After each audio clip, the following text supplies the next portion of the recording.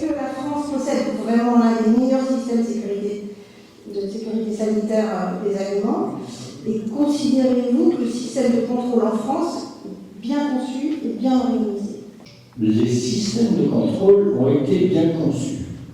Ils ont été bien conçus parce qu'ils partageaient les spécialisations entre les administrations. Ça n'est plus le cas.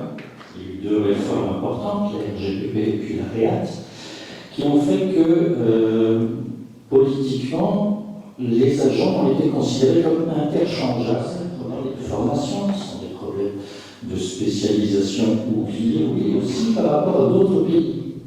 Nous disposons effectivement de laboratoires d'État, ce qu'on appelle les services communs des laboratoires, qu'on partage pour l'instant avec la douane et la CCRF. Quelle est la tutelle de la DGCCRF?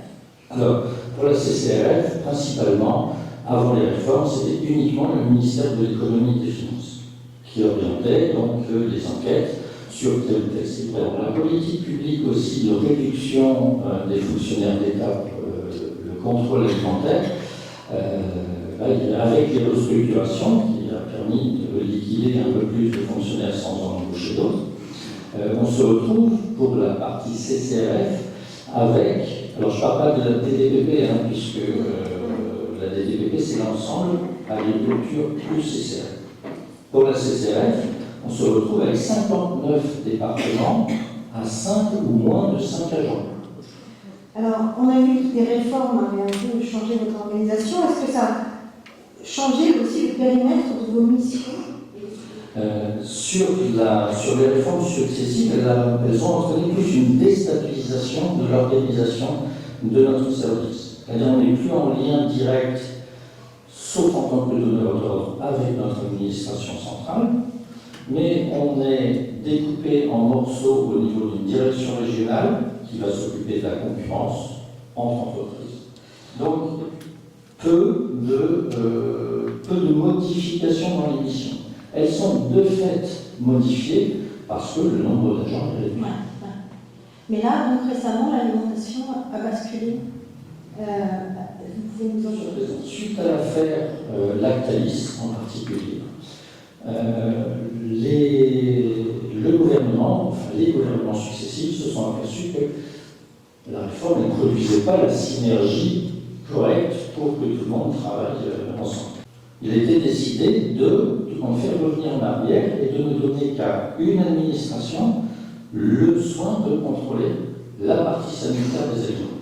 C'est la Direction générale de l'alimentation qui a obtenu l'intégralité de la mission.